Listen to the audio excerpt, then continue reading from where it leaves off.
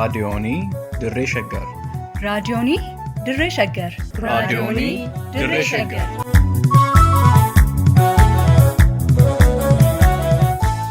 Raadiyoonii Dirree Shaggar. Raadiyooniin Dirree Shaggar torbaan guutuu guyyoodhaan galgalatti sa'aatii tokkorraa eegalee amma sa'aatii tokkoof walakkaatti dambalii gabaabaa meetir baandii 19 kiiloo heerzii 15,415 irratti qophii dabarsuu amma jalqaba. Raadiyoonii Dirree Shaggar.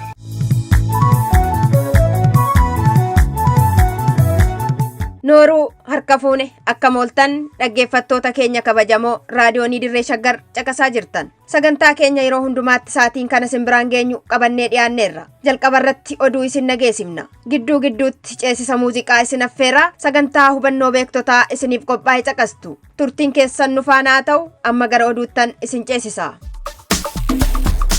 Qondaaltonni ABO mana hidhaa galaanitti darbataman achi buuteen isaanii dhabame. Barsiisonni yuunivarsiitii Asoosaatti barnoota gannaa barataa turan gara dhufanitti wayita deebi'anitti humnoota addaa naannoo Amaaraatiin ajjeefamani. Mootummaan Itoophiyaa milishaatti uffata raayyaa ittisa biyyaa uffisee lolatti ergaa jiraachuun beekame. Kunneen hangafoota oduuti. Amma oduuwwan tokko tokkoon.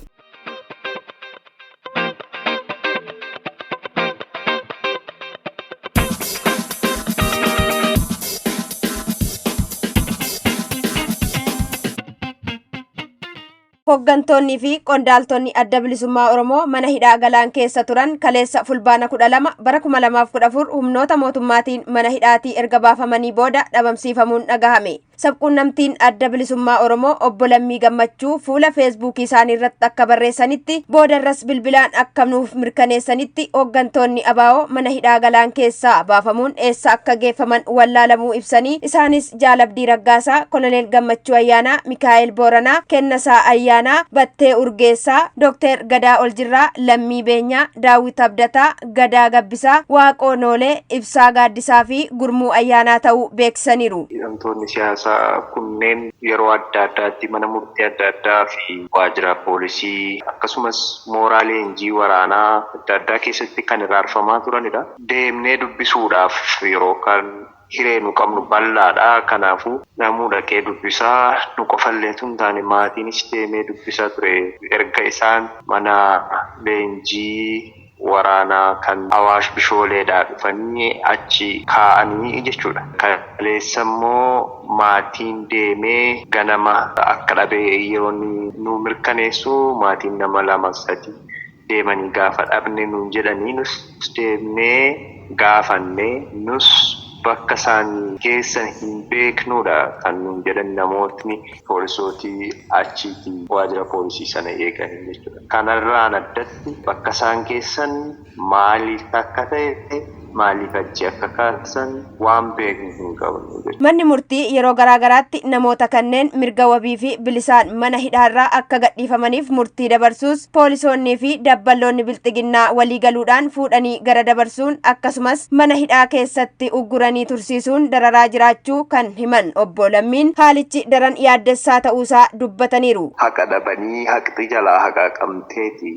kan isaanii akka kanaa achitti iraarfamaa jiran. Kanaafuu murtii seeraatu taane murtii siyaasaadha kan jarri kun eeggataa jiran. Sodaanuma qabna. Sodaanu qabnu immoo jiraachuu dhabuu isaanii egeree irrattis biyyi kun hayyoota Oromoof yeroo adda addaatti hundeeffama ishirraa kaatee kan dhabamsiisaa turtedha. Kanaafuu yaaddoonuma qabnaa jechuudha. Uummaatiinis akkuma kanatti yaaddoo qabu nuuf ibsaadha kan ture. Yaaddoodhaan addatti furmaati nu harka jiru hin jiru. Yeroo adda addaatti argatanii bilisa jedhamanii murtii siyaasaa waan eeggataniif. Wabii Waaqootu gabaase.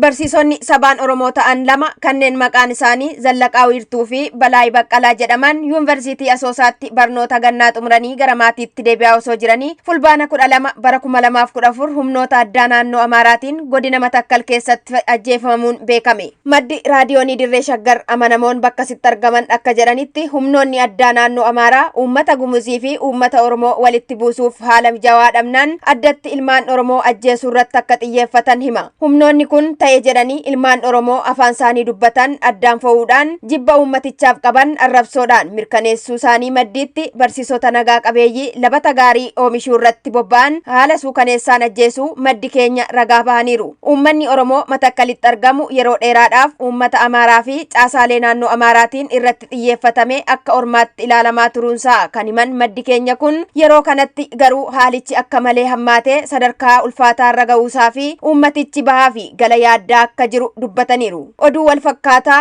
uummata Oromoo irratti xiyyeeffatamee raawwatamaa jiruun godina Wallagga Lixaa aanaa Qondaalaatti namoonni 3 kanneen maqaan isaanii Nuraddiin Kadir, Aliyyi Baabaaqirii fi Tawakkal Gammachuu jedhaman fulbaana 12 bara 2014 mana hidhaa keessaa baafamanii ajjeefamuu namni bakka sitti argaman raadiyoon Dirree Shaggaritti himan. Mootummaan Abiyyi Ahmed eenyummaa sabaa fi sablammootaa balleessuudhaaf yeroo socho'utti keessumaa hawaasa nagaa qabeessa Oromoo irratti xiyyeeffachuudhaan yakka dharaa abaawoo shanee deeggartuu jedhu itti dhoobee hidhuu fi mana hidhaarraa baasee ajjeesuun duguuggaa sanyii raawwachuu erga eegalee waggoonni lakkaa'amaniiru. Wabii Waaqotu gabaase.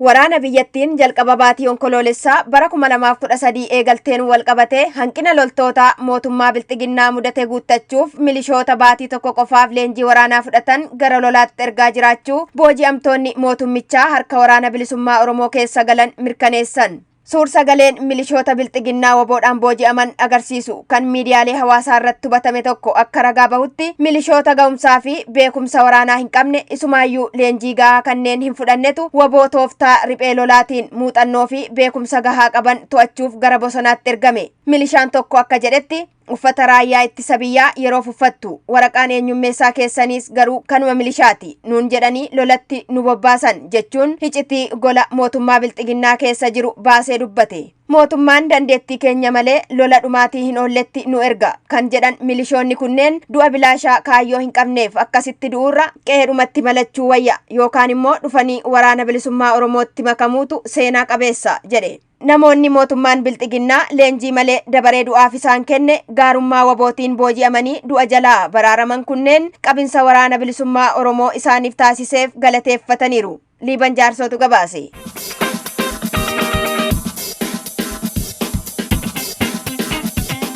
Waggoottan 5 darbaniif dhaabbata fayyaa addunyaa WHO hoogganaa kan turan Dr. Tedros Adhanom marsaa lammaffaaf dhaabbaticha akka hooggananiif mootummaa Jarmanirraa deeggarsa argachuu Reuters gabaase. Ministeerri fayyaa Jarmanii Jaans Faasaan Jarman Dr. Tedros Adhanom akka deeggartu ibsuun biyyoonni kaanillee keessumaa kanneen michuu Jarman ta'an deeggarsa akka kennaniif gaafachuu fulbaana 11 bara 2014 Reuters gabaase. Dr. Tedros aangoo irratti argamuu tursiifachuuf al-lammaffaaf akka dorgomu ifatti beeksisuu baatullee maddeen dhimma kanaaf dhiyeenya qaban wabeeffachuun Reuters akka gabaasetti aangaawichi dhaabbata fayyaa addunyaatti filamuuf fedhii akka qabu eereera. Biyya Jarman dabalatee biyyoonni Awurooppaa garaagaraa Dr. Tedros waliin hariiroo gaarii akka qaban kan himu yoo ta'u biyyi Jarmanis biyyoota dhaabbata fayyaa addunyaaf deeggarsa olaanaa godhan keessaa tokko ta'uun isheetiin biyya kanarraa tumsa argachuun carraa filamuu Dr. Tedros ni bal'isa jedhameera. Dr. Tedros Adhanom yeroo dhaabbata fayyaa addunyaatiif dorgomutti mootummaa bilxiginnaarraa deeggarsa argachaa turus erga mootummaan federaalaa fi humnoonni TPLF wal waraansatti seenanii asitti Itaamaajoor Shuumii waraana Itoophiyaa Jeneraal Bilaanuu Juulaa dabalatee hooggansi bilxiginnaa sadarkaa garaagaraatti argaman Dr. Tedros ormeessuudhaan miseensa TPLF fi juuntaa jechuudhaan olola rakasaa lammii biyyattiitiif hin malleen arrabsoon balaaleffataa turuun ni yaadatama. Wabii Waaqotu gabaase.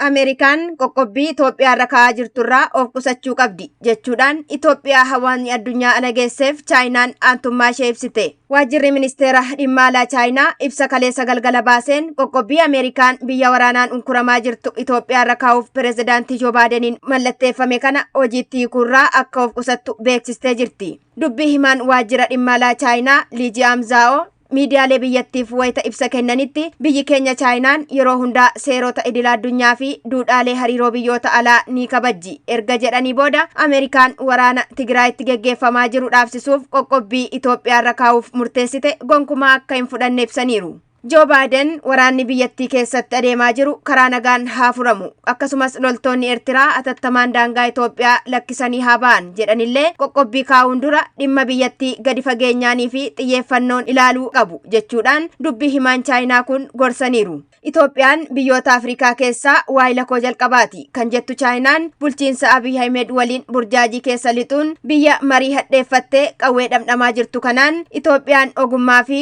ga'umsaan rakkoo keessoo ishee furachuu qabdi waan ta'eef Ameerikaan dhimma biyyattii keessaa bahuu qabdi jechuudhaan dubbii himaan dhimma alaa Chaayinaa toora Tiwiiterii isaanii irratti barreessaniiru. Chaayinaan qajeelfama ilaalchaatiin addunyaatti biyya faallaa Ameerikaa deemuudhaan beekamtu yoo taatu wayita gochi mootummaa bilxiginnaa Ameerikaa fi hawaasa addunyaa dallansiisaa jirutti Chaayinaan aantummaa akkasii agarsiisuun ishee maltee kanaan dura Itoophiyaa irratti hojjechaa turtee fi jirtu akkasumas gara fuulduraatti raawwachuuf deemtuuf daandii tolfachuu akka ta'e rogeeyyiin waa'ee dhimma hariiroo biyyootaa irratti hubannoo qaban yoo dubbatan ni dhaga'ama. Liiban Jaarsootu gabaase.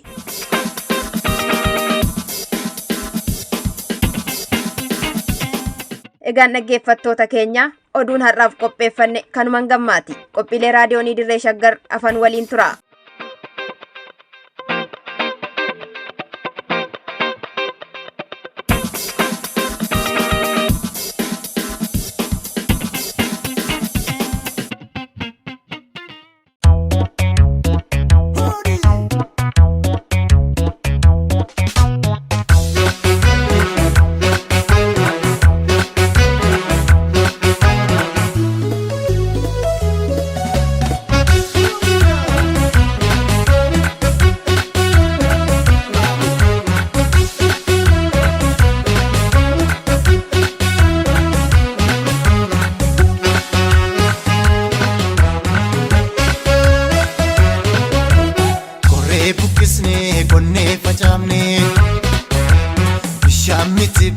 Dhiigaan guddifnee boqqolloo keenya yoo booyyee nyaatu warri callisee taa'ee daawwatu wayyoon beekii akkuma homaa fuulkaatu jarri amaanaa saba nyaatu beekii akkuma homaa fuulkaatu jarri amaanaa geerroo nyaatu.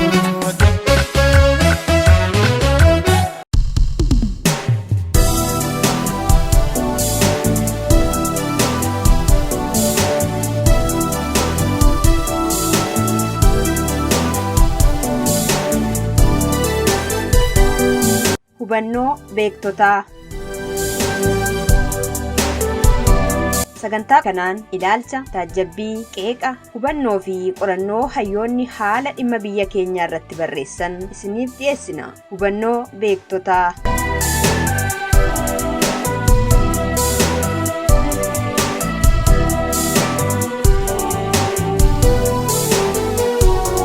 Ashamaa harka fuunee akkam jirtan dhaggeeffattoota keenya kabajamoo. Qophii keenya hubannoo beektotaa har'aatiin dhiiga dheebochuun sirna nafxanyaatiif maaliif aadaa ta'e laata mata duree jedhuun barreeffama Darajjee Gooroo kan Dubee Wayyeessaa Gulaale isinii qabannee dhiyaanneerra.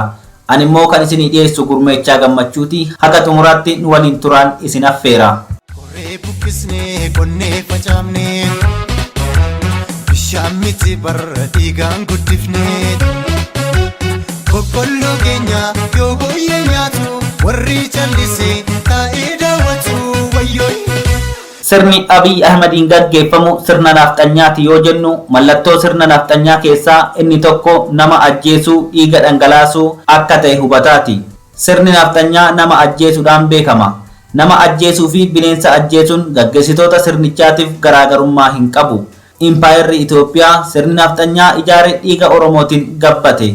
Lafee ummattoota akka Walaayittaa, Sidaamaa fi kan Guraageefaa caccabsaat ijaarame.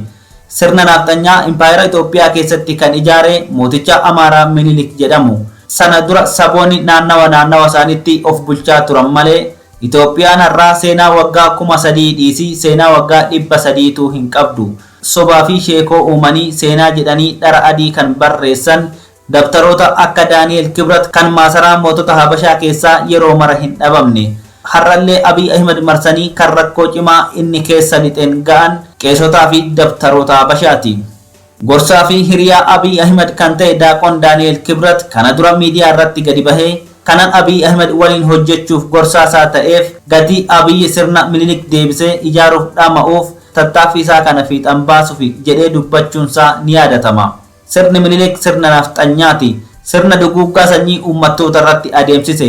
Sirna dhiiga uummataa miliyoonotaan dhangalaase. Dhiyeenya kana ammoo daaqontichi michuu fi gorsaa Abiy Ahmed ta'e kun akkuma bare miidiyaatti gadi bahee uummata Tigraay akka lammata lafarra hin jiraanne goona jedhee duguuggaa sanyii gaggeessuuf dhaadateera.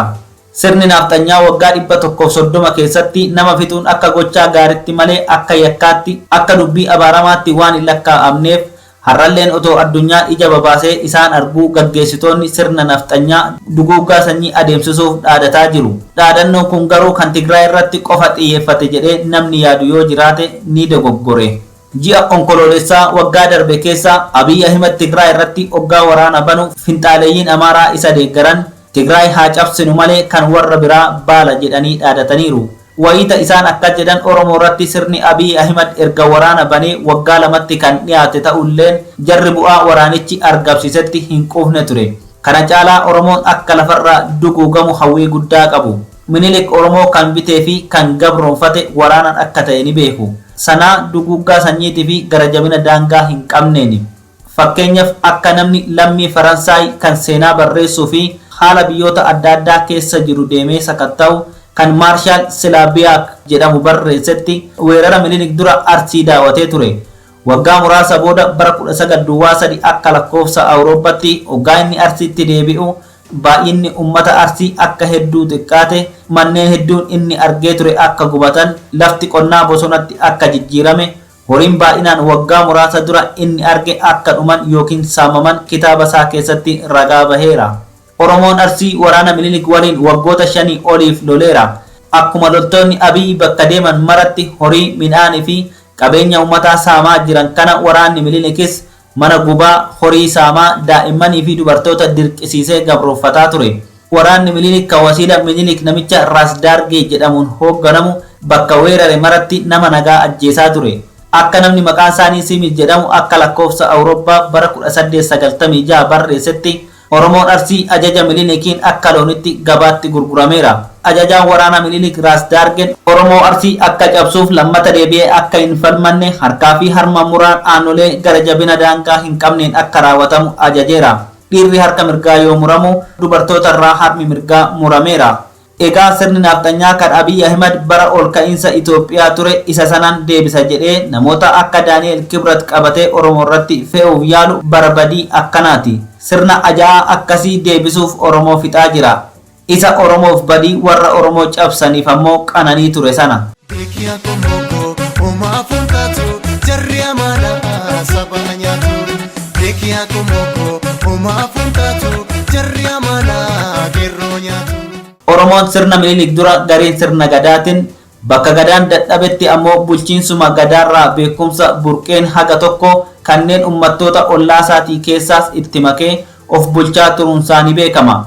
Sirni Minilik Abiyyii fi nafxanyoonni isa qabatanii ka'an deebisnee dhaabna jedhanii ifaajan garuu abadan kana booda akka deebi'ee dhaabatu hiree hin kenninuuf. Yaaliin isaan godhan impaayera dulloomtee jiguuf kirkirte kana ni unkuteessa malee hin ijaaru. Hawwiin isaanii garuu bulchiinsa Oromoos ta'ee kan saboota biroo hunda mancaasanii kan ummata Amaaraa sirna gabrooffataa irratti fe'uudha. Kan nama gaddisiisu Minilik hoggaa duguuggaa sanyii Oromoo fi ummata kibbaa irratti gaggeessu gantoota Oromoo keessaa biqilan qabatee ta'uusaati. Har'a sirni nafxanyaa kan deebi'ee mataa ol qabachuuf ummattoota mataa gadi qabsiisuuf wacca'u gantoota Oromoo keessaa ba'an qabateeti. Nafxanyaan kan impaayera ijaarrate Amaara qofa hiriirsee miti. Gantoota bu'aa fi garaadhaa bitaman qabateeti. Isaanuma naftii baachisee naftii dhukaasisee lammii ajjeesisee itti fayyadameeti. Har'as kan ta'aa jiru kanuma. Dubbii keenya irratti naftii jechuun qawwee jechuudha. Nafxanyaa jechi jedhu kan naftii baatee nama naftii hin qabne gabbarsiisuu jechuudha. Sirna nafxanyaa yoo jennu egaa sirna qawwee baatee ummata mirga qabeenya isaarratti ajajuu, mirga ofiin of bulchuu, mirga aadaa ofiitiin boonuu saalfatee kan warra isa bituutti akka boonu dirqisiisuu jechuudha. Sirna kan ofii humnaan warra biraarratti fe'uu jechuudha. Afaan Amaaraa, aadaa Amaaraa leellisaa kan keessan dhiisaa, faajii Amaaraa afarsaa kan keessan lagadhaa jechuun nafxanyummaadha. kan kooti nan miidhaga nama jedhuun kan kee dhiphummaa ibsa jechuun nafxanyummaadha. Ilaalcha jal'aa akkasii calaqqisiisuuf dirqamaan dhiiga amaaraa qabaachuu hin barbaachisu.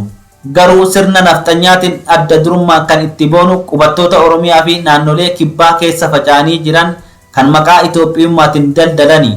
Haa ta'u malee finxaaleeyyiin amaaraa golgaa Itoophiyaa jala lixanii nuti nafxanyaadha jedhanii tiishartii maxxansiisanii adda babaayetti dhaadataa oolan Oromoon nafxanyaa nuun jedhe jedhanii ennaa asiif achi utaalu agarra. Nafxanyummaan sirna qawweetti amanuudha. Sirna qawweetiin ummata biraa cabsanii of jalatti to'achuuf yaaluudha. Kan sirna kana utubee akka ilmaan ummataa ajjeefaman, hidhamanii fi dararaman labsan gocha kanatti hirmaatan hundi nafxanyaadha. Nafxanyummaan dhiigan amaara ta'uu miti. Humna qawweetiin ukkaamsee kan aadaa fi afaan saba tokkoo saboota biroo irratti humnaan fe'uuf yaalu ummata kam keessaa haa dhalatu nafxanyaadha. Ammallee Abiyyii fi paartiin isaa Bilxiginnaan nafxanyaadha kan jennuuf gatii afaanii fi aadaa amaaraa deebisanii ummata biraa irratti fe'uuf karoorfatanii ka'aniifi. Dhimmicha yeroo biraa kan bal'inaan itti deebinu ta'ee dubbiin afaan amaaraa manneen barnootaa biyya Itoophiyaa jiran maratti kutaa tokko kaafnee barsiifna jedhanii warri Bilxiginnaa karoorfatan sirna nafxanyaa deebisanii ijaaruuf tarkaanfii isa duraa ta'uu hubachiisuu feena. Baroota darban keessattis ta'ee kan amma jiru keessatti sirni nafxanyaa biyyattiin akka siyaasa, diinagdee fi hawaasummaan duubatti haftu ishee taasisaa jira. Mirga namummaa fi qorqalbii saboota biyyattii gara jabinaan cabseera. Sirni Bilxiginnaa Abiyyiin durfamus waggoota 3 darban keessatti badii hangana hin jedhamne lubbuu lammiiwwanii fi qabeenya dhuunfaa fi biyyattiirraan gaheera. Qabanni kun ta'eef sirna fiiwudaalawaa moofa'ee du'e deebisee dhaabuufi.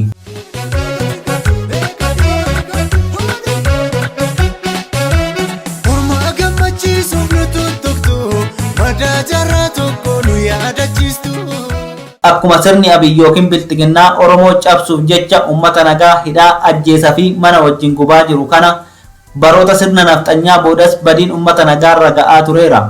Fakkeenyaaf sirni Dargii itti fufiinsa sirna nafxanyaa ture. Dararaan inni ummata irraan ga'aa ture seenaa yeroo dhiyooti. Ajjechaan Dargiin ummata irratti raawwataa tures itti fufiinsuma aadaa nafxanyaa ture.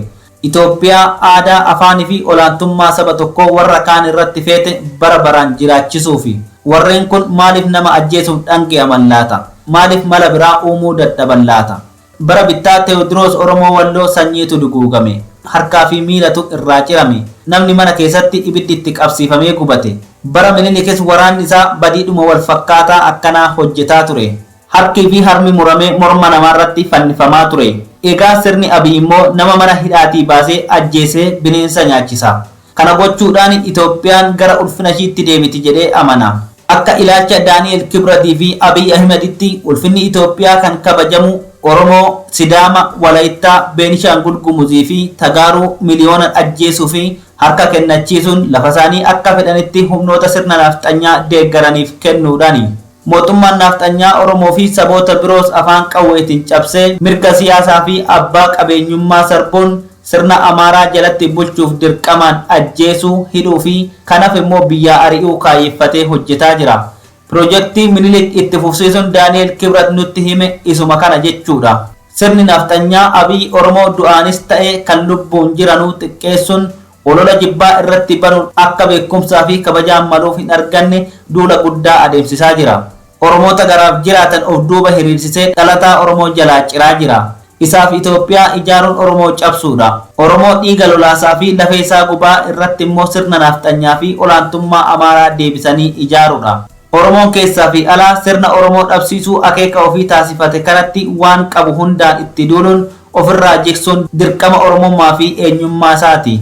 Kana booda Itoophiyaa biyyi jedhamtu Abiyyii fi finxaaleeyyii Daani'el Kibrat fa'aa fakkaataniin hoogganamtee akka biyyaatti itti fufuu hin dandeessu. Abiy Ahmed akka uummanni Oromoo fi Amaaraa waliif hin gaddinee fi waliin awwaalle danqaa ta'aa akka jiru qalbiin hubachuun barbaachisaadha. Gaaffiin sabni Oromoo qabu Itoophiyaan Abiyyi kun lammiiwwan ishii hunda walqixa maaliif hin ilaalle isa jedhudha. Itoophiyaan maaliif Oromoota nyaattee ormaaf laatti isa jedhudha. Itoophiyaan Amaara lammii sadarkaa tokkoffaarra keessee sabaa fi sablammiiwwan biroo ammoo akka lammii lammaffaatti gadi buustee itti fufuu hin dandeessu. Oromoo fi saboonni biroo Itoophiyaa isaaniif hin taane diiganii hiree isaanii murteeffachuu qabu. Gama ummata keenyaatti yoo deebinu Oromoon hirkoo wayituu hin barbaadu. kan nagaan isa waliin jiraachuu barbaadus hin dhiibu garuu kan alagaa baachuu hin danda'u. Oromoo afaan, aadaa, duudhaa, hooda, safuu, eenyummaa fi oromummaa irraa mulquun lammii Itoophiyummaa kan maqaansaa inni dhugaa Amaarummaa ta'e itti uwwisuuf yaaluun abjuu bara beelaa ta'a malee tasuma ittiin milkaa'u. Dhaloonni amma jiru kun kan waan Oromoon qabu hundaan dhangi'amee dhalatee fi guddateedha. Dhaloota kanammoo kana hunda irraa mulqinee sirna olaantummaa Amaaraa jalatti jiraachifna jechuun dhaloota birattis jaarraa kana keessattis bakka hin qabu. Safuun Oromoo yoo cabe immoo nageenyi hin jiraatu. Kabajni uummata gidduudhaa ni dhabama. Adda addummaa waliin wajjin jiraachuuf obsa dhabuu fi kan kana fakkaatan biyyattii keessatti babal'achaa akka deemaa jiru ijaan argaa jirra. Abiyyi fi kittilayoota isaatiif dhiiga gadi naquun nama ajjeesuun aadaa warraa ta'ee yoo gocha kana itti fufan illeen akkuma sirnoota isaanii warra darbanii salphatanii badu malee hin milkaa'an. Egaa har'aaf nu ga'a yeroo biraa wal agarraa nagaa ta'a. Boqqolloo keenya yoo booyyee nyaatu warri callisee taa'ee daawwatu wayyoo beekii akkuma homaa fakkaatu jarri amaalaa saba nyaatu beekii akkuma homaa fakkaatu jarri amaalaa qeerroo nyaatu.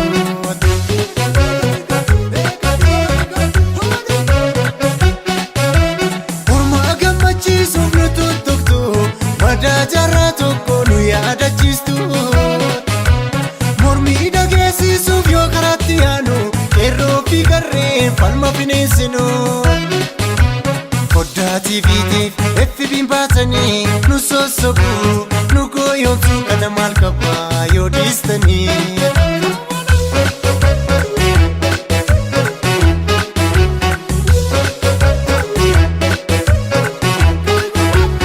Wallaggattis dhagaa bu'uura Baaleettisoo dhagaa bu'uura Walloottisoo dhagaa bu'uura Booranattis dhagaa bu'uura dhagaa miti kan nu barbaannu yaachoolee malee nagaadha malee jijjiirama har'as jijjiirama boorus jijjiirama nuun jecha iroolidha jijjiirama lafa nuuf kaayaa waan qabatamaa. Jijjiirama har'as jijjiirama boorus jijjiirama nuun jecha inoolina jijjiirama lafa nuuf kaayaa waan qabatamaa.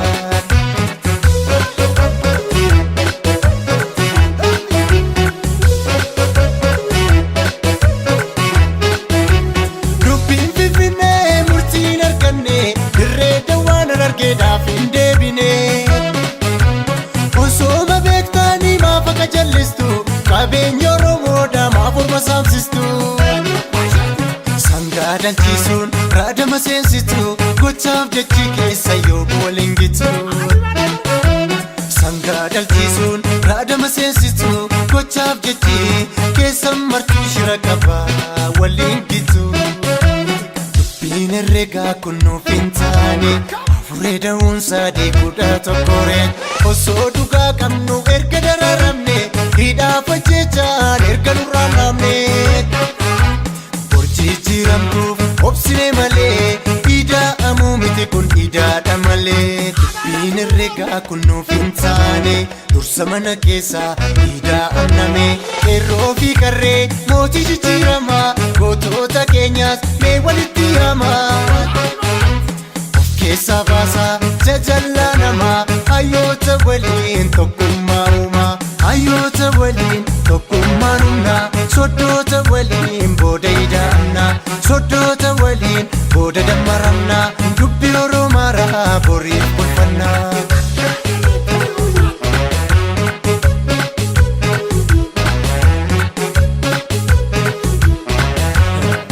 Walitti baquun hojjetanii immoo eenyuutti baqa. Shireedhaaf darraan Oromoof ragaadha. Duraanuu sin beekna ilmaan abbaa tokkooti isintu waliif garaadha. Kan nutti jabaate gobaan aftanyaa jala harkisnee sin baasuudha. Kolfaa gubannaan gowwaa nu se'uu yeeda. Egaa dhaggeeffattoota keenya oduu dabalatee sagantaa keenya har'aatiin akka bohaartanii fi hubannoo sakkarraa qooddattan ni abdanna. sagantaa hubannoo beektotaa torbaan dhufu sa'aatii wal fakkaatu irratti isiniif dhiyeessinu irratti akka dhiyaattaniif asuma isin affeeraa tamsaasa raadiyoonii dirree shaggar boru galgala sa'aatii wal fakkaatu irratti isiniif darbuun walitti deebina. Turtii gaarii qabaadhaa.